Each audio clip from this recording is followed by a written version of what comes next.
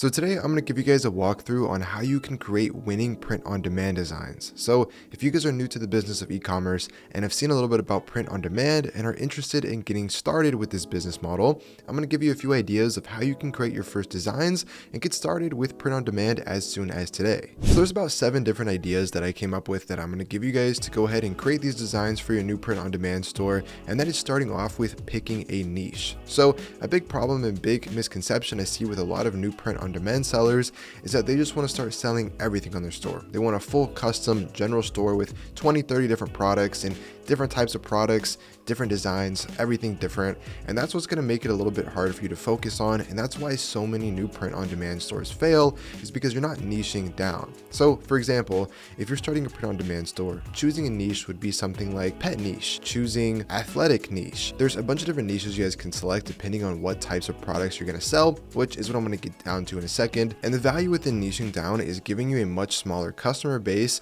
but also the ability to sell more. So if you're a little confused, basically what I'm saying is by niching down, you're lowering the amount of total customers you have by going into a specific niche where there's obviously going to be less people than there are just on social media in total, but you're most likely going to get a much higher conversion rate because you're selling a specific product that is designed and created for that specific niche of people. So you're targeting specific customers instead of just throwing things at the wall and hoping that something hits. The next thing you want to focus on to create winning print-on-demand designs is thinking about something that can catch people's attention. So this part is really similar to just classic dropshipping, but you have to have a product that has a wow factor. Now, if you're just selling shirts with random quotes on it, with random images and designs within your niche, you're probably not going to get a crazy amount of sales because the product that you're selling doesn't have a wow factor and isn't intriguing to your customers, because most likely you're going to be promoting on short form social media platforms, and people scrolling on this, if the product isn't cool and if it doesn't have an interesting or wow factor to it, you're probably not going to get clicks to your website.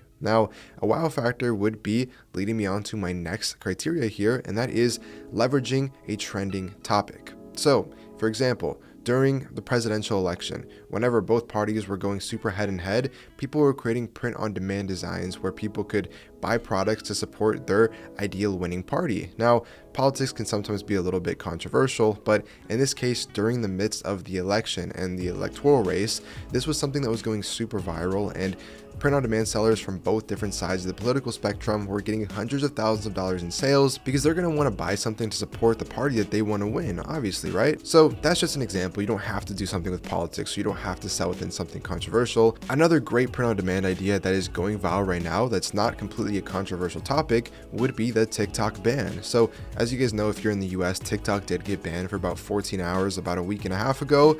Now, the reason why this is such a popular topic is because people were selling shirts and phone cases and hoodies saying save TikTok and buy this to save TikTok, show your support for the TikTok ban by buying here. And that is giving people the ability to support something that they believe in. They didn't want TikTok to get banned. They're going to buy shirts that say save TikTok, especially if they are already a big creator that is on the platform of TikTok. I saw a ton of people selling this exact type of product on TikTok shop before TikTok actually got banned, and they were getting thousands of sales. So that's just a couple ideas. You definitely want to branch out into what you think is the most viral right now and pay attention to what is going viral in the social media community at the time of selling.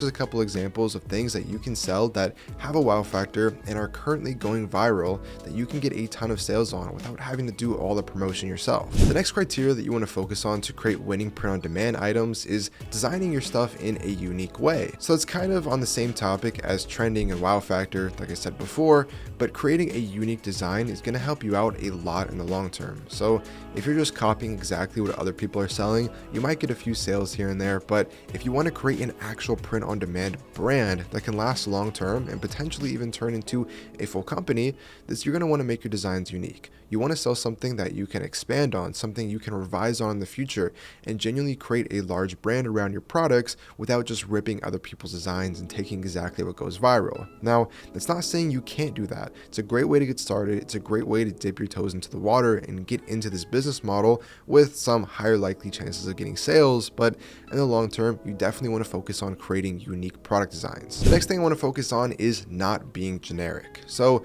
this can attribute to everything I said before, but if you create a generic design, it's not going to be unique enough to actually get long-term sales.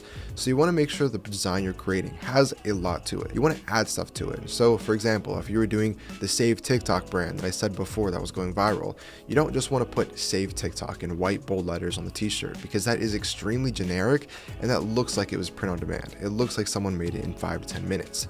What you'd want to do is potentially color the letters on the screen into a gradient format of the TikTok colors, add a logo, add a subheading, add other messages on there like images, different colors, and make it look more of a sustenance to your shirt or hoodie, whatever you're deciding to sell, rather than just generic text or just a plain logo.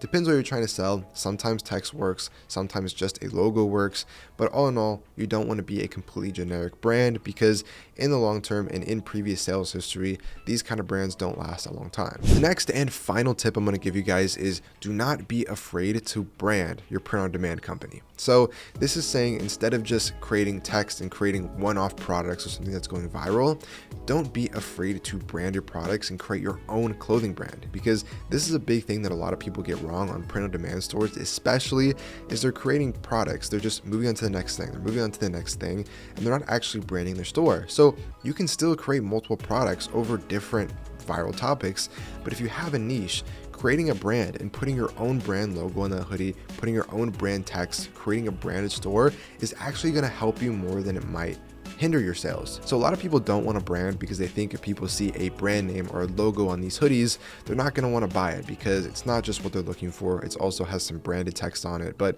in reality, you can make the brand logo super small, you can make the text super small, and this is subconsciously going to give your customers more of a luxury feel to the products you're selling, and it's going to make it seem less like a standard print on demand business. For example, if you see a shirt you like from Nike, having a Nike logo on it makes that product more valuable to a shirt that just has no logo on it, because people know what it is, it's grown as a brand, and now if Nike sells a shirt with text on it, you're going to know who's selling it because of the logo.